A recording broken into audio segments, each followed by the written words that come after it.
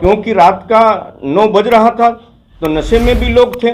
तो ये कहीं भारत के संविधान में, भारत के कानून में ये कहीं कोई जिक्र है? एलआईयू की तो टोटल फेलेवर है। वो दो सज्जन क्या कर रहे हैं? चिप्पड़ बना रहे हैं कागज पे। तो एक नशेड़ी क्या कर सकता है? अगर आपको नशेड़ी की बातों पर विश्वास है तो फिर हम जितने लोग थे वहां सबकी सहमति से ये कार्य किया गया, सारे लोग शामिल थे। तो वो विवेचक का काम है ना, हमको तो पता भी नहीं कि उसका विवेचक कौन है। विपक्ष के बारे में हमने पहले ही कह दिया कि चूंकि उपचुनाव चल रहे हैं, 13 नवंबर को मतदान होने के बाद उत्तर प्रदेश में ये सारी चर्चाएं बंद हो जाएंगी। नहीं, आपसी सौहार्द तो जिन लोगों ने बिगाड़ा है उनके विरुद्ध तो कार्रवाई होगी ही होगी, जो लोग चिन्हित किए जाएंगे। करवा चौथ के दिन हिंदुओं की गिरफ्तारी हुई थी 45 लोगों की, उस पर कहा गया, फिर 151 में उनका चालान करके मुचलका लेकर के उनको छोड़ा गया। हमारी इस संबंध में कोई बात नहीं हुई है किसी से, न विवेचक से हुई है। जिस दिन से मुकदमा हमने लिखाया है, ने आप पर भी आरोप लगाए हैं। उन्होंने कहा है कि ये जो दंगे हुए हैं उस इलाके में विधायक जी की मर्जी के बिना पत्ता भी नहीं हिलता है। विवेचक का नाम बताएंगे आप? विधायक जी, यह बड़ा घटना ये है कि जब एक जिक्र किया गया है, यहाँ पर क्या आप मानते हैं कि किसी को टारगेट करके वो फायरिंग की गई, और यहाँ भी जो हॉस्पिटल कैंपस था वहाँ भी किसी की हत्या करने की साजिश थी? क्योंकि आपने फायरिंग का जिक्र किया है एफआईआर में। हमने फायरिंग का जिक्र भी किया है और वीडियो में फायरिंग दिखाई भी दे रही है। ये विवेचक का विषय है कि वो चिन्हित करे कि कौन था फायरिंग करने वाला और किस उद्देश्य से उसने फायरिंग की। अतिरिक्त फोर्स की मांग की थी एसपी से, तो इस पे तक क्या कहना है? इस पे आप एसपी से जवाब ले लें, कमेंट ले लें। कार्रवाई कब तक होगी इन पर जिन पर मुकदमा दर्ज कराया आपने? सबसे पहले हमारी प्राथमिकता है कि जनपद जैसे पहले चल रहा था, दीपावली है, धनतेरस है, छठ है या मुस्लिम के जो भी त्यौहार हों, जिस गंगा जमुनी संस्कृति से पहले जनपद चल रहा था, पहले वो पटरी पर आवे। हमारे ऊपर क्या हुआ उसकी जांच कब होगी, वो जेल कब जाएंगे, ये द्वितीय प्राथमिकता। अखिलेश यादव ने एक ट्वीट किया है जिसमें दैनिक भास्कर की रिपोर्ट का जिक्र किया है। उसमें एक वीडियो में दो व्यक्ति कह रहे हैं कि 2 घंटा और 2 घंटा जो है पुलिस ने दिया था पत्र, उसको क्या देखा?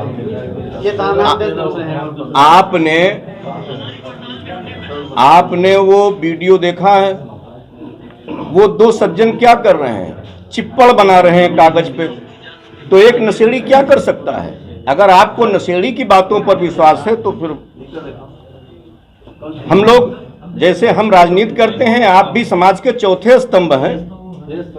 अगर नशेड़ी के ऊपर विश्वास करेंगे, दोनों लोग आप बैठे हैं, वो कह रहा है कि हाँ, तो एक तो ये भी कह रहा है कि जिसका जब नंबर आ रहा था तब जला रहा था।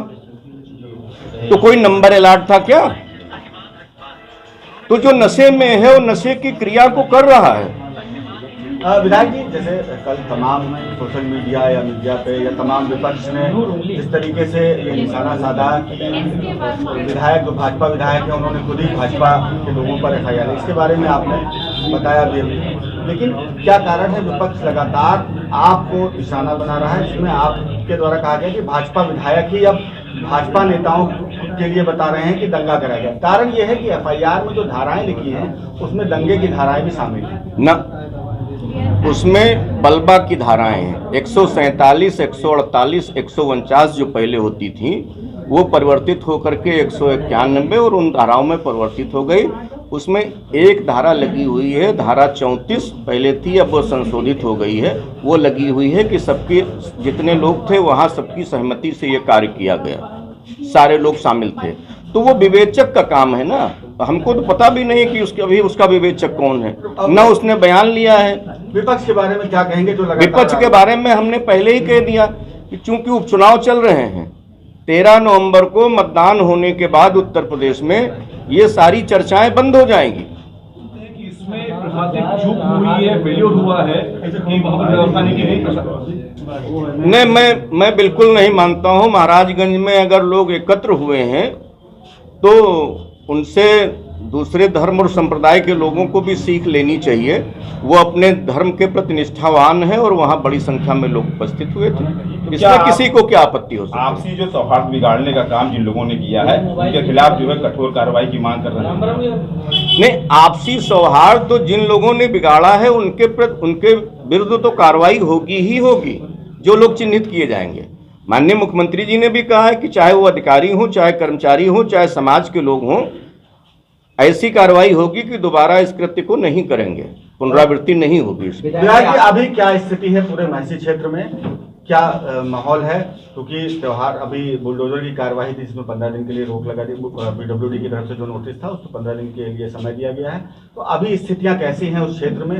उस कार्रवाई को भी, जो आप बुलडोजर की कार्रवाई कह रहे हैं, उस कार्रवाई को भी तोड़ मरोड़ करके पेश किया जा रहा है। कहा यह जा रहा है कि अब्दुल हमीद का घर गिराने के लिए कार्रवाई की जा रही है। प्रथम चक्र में 23 लोगों को अब नोटिस दी गई है और इसके पहले 2023 में भी लोगों को नोटिस सर्व हो चुकी थी और वहां पे निशान लगे हुए हैं, आप जाकर के देख लीजिए 2023 के। आज का विषय ये नहीं है। और वो हाई कोर्ट ने भी पूछा है कि क्या 23 लोग ही हैं कि इसके अतिरिक्त और लोग हैं? तो जो और लोग भी होंगे उनकी भी सूची कोर्ट को चली जाएगी और कोर्ट जो निर्णय करेगा उसका शासन प्रशासन उसको। क्या कुलासर से पूरी चौड़ी तरह होना है? हाँ, कुलासर से आपने वजीरगंज में देखा ही। वजीरगंज में तो श्रेणी 6 की भूमि पर लोगों ने बनाया था। अच्छा, वजीरगंज का ही उदाहरण ले लीजिए। वजीरगंज में तो किसी भाजपा ने या किसी हिंदू ने नहीं किया था। वजीरगंज में तो PIL या हाईकोर्ट में रिट तो एक मुस्लिम संप्रदाय के व्यक्ति ने ही किया था और अपनी रिट को वापस भी ले लिया उसने। उसके बाद स्वतः संज्ञान ले लिया हाईकोर्ट ने। अभी माहौल क्या? तो कोई भी नियम कानून से ऊपर नहीं है। जब जो नियम कानून के तहत आएगा उसके तहत दंडित किया जाएगा। घटना में आपके क्षेत्र के गरीबों का बहुत बड़ा नुकसान हुआ है, उनके लिए क्या करेंगे आप? अब उसका आकलन हो रहा है, शांति होने के बाद भी उन पर भी विचार किया जाएगा। जिन लोगों के मकान जले हैं, जिनका नुकसान हुआ है, चाहे भी किसी संप्रदाय के हों, उनको सहायता कैसे दी जाएगी? वो सहायता एक अपने यहाँ फंड होता है राहत का, उसका आकलन किया जाएगा और जो ऐसे गरीब लोगों का नुकसान हुआ है उस पर माननीय मुख्यमंत्री जी विचार करेंगे। लोग कह रहे हैं कि पुलिस जबरन घुस रही है, देर रात सुन रही, परेशान कर रही है। कल बार काउंसिल ने भी अपना ज्ञापन दिया है, ब्राह्मण संगठन भी कल यहाँ ज्ञापन देने आया था। इस पे क्या कहना है? लोगों को परेशान किया जा रहा है या कार्रवाई हो रही है? सारे संगठन अपना अपना काम कर रहे हैं और हमारी सरकार अपना काम कर रही है। हमारी सरकार का सिर्फ एक उद्देश्य है कि अमन चैन फिर से कायम हो जनपद बहराइच में और पूरे प्रदेश में ये बना रहे। बाकी समाज के लोग क्या करते हैं क्या नहीं करते हैं। करवा चौथ के दिन हिंदुओं की गिरफ्तारी हुई थी 45 लोगों की, उस पर कहा गया और फिर 151 में उनका चालान करके मुचलका लेकर के उनको छोड़ा गया। तो ये हम आपने देखा भी कि 23 लोगों को नोटिस जो चस्पा की गई, जिसमें 3 हिंदू हैं, 20 मुसलमान हैं, 4 हिंदू, जो भी हों, हिंदू भी हैं मुसलमान भी हैं। और आपकी जुमे की नमाज थी, इसलिए शुक्रवार को नोटिस नहीं चस्पा की गई, शनिवार को नमाज के बाद में नोटिस चस्पा की गई। तमाम पार्टियों के लोगों ने बीजेपी को मोहरा बनाया है कि ये मामला कोतवाली नगर शहर का है, लेकिन उसको दर्शाया गया है कि ये महाराजगंज से जुड़ा हुआ है। कौन लोग हैं जो चिन्हित किए गए हैं ऐसे लोग? हमारी इस संबंध में कोई बात नहीं हुई है किसी से, न विवेचक से हुई है। जिस दिन से मुकदमा हमने लिखाया है, सारा कुछ जनपद हमारा सुरक्षित रहे, जैसे आपसी सौहार्द था उसी तरह से सौहार्द चलता रहे। बीच में फिर हम गए थे, परिवार के लोगों से मिले थे, उनकी सबकी, उनकी पत्नी की, उनके भाई की, उनके साले की, उनकी सास की, उनकी दोनों बहनों की, उनके माताजी की, उनके पिताजी की सारी बाइट हमारे पास सुरक्षित है 16 तारीख की, जिस पे उन्होंने कहा है कि हम माननीय मुख्यमंत्री जी के आश्वासन से और उनकी बातों से पूर्ण रूप से संतुष्ट हैं। और 16 की सुबह उनके पिताजी आदरणीय कैलाश नाथ मिश्रा जी ने हमको फ़ोन किया था कि विधायक जी आ जाइए, यहाँ कुछ बाहर के पत्रकार आते हैं, कुछ गांव के नेता या अगल बगल के रिश्तेदार आते हैं, हमारे मुंह में बात डाल करके उसको कहलाने का प्रयास करते हैं, हम बहुत परेशान हैं, तो आप आ जाइए, हम आपको अपनी बात बता दें, हम इससे मुक्ति मिल जाए, क्योंकि हम मुख्यमंत्री जी से पूर्ण रूप से संतुष्ट हैं। मुझे लगता है कि अखिलेश जी जो है चुनावी फायदा उठाने के लिए इस बात मामले को तूल पकड़ा रहे हैं। एक मिनट भाई, चुनावी तूल पकड़ाने के लिए ये मामले का फायदा उठाना चाहते हैं। हमने पूरी घटना आपको बताई, इसमें कहाँ से लग रहा है कि भारतीय जनता पार्टी के लोगों ने दंगा किया। भारतीय जनता पार्टी का विधायक और आपकी ही पत्रकार श्रेणी में आते हैं दिवाकर पांडे जी, अखंड प्रताप सिंह और एक उनका चचेरा भाई किशन मिश्रा, क्योंकि 2 महिलाएं थीं, किशन मिश्रा था और एक नाबालिग उनका साला था मौके पर। हम 4 लोग ही उठा करके ले गए हैं, तो 100 को सड़क से उठा करके मर्चरी ले जाना क्या दंगा की परिधि में आता है? कि सड़क पर रहता 100 तो दंगा की परिधि में आता, भीड़ बढ़ती, मूर्तियां सारी 150-200 मूर्तियां सड़क पर खड़ी थीं, तो 100 रखा रहता सड़क पर, तब दंगा भड़कने की आशंका थी। कि 100 को सुरक्षित करा दिया गया, तब दंगा भड़कने की आवश्यकता है। अगर उनकी यही आपने कहा कि ये जो मूर्ति विसर्जन में जो लोग जा रहे थे उसमें से अधिकतर लोगों ने शराब पी रखी थी जी, ये तो यानी कि जो लोग विसर्जन के लिए जा रहे थे उनमें से अधिकतर लोगों ने शराब पी रखी थी। विसर्जन में जा रहे थे जो माता के भक्त थे, हाँ। वो तो शराब पिएंगे नहीं। कुछ उपद्रवी लोग हर गांव में होते हैं, हर मोहल्ले में होते हैं। कोई ये कह दे कि हमारे समाज में उपद्रवी हैं, दूसरे समाज में नहीं हैं, दूसरे समाज में हैं, तीसरे समाज में नहीं हैं।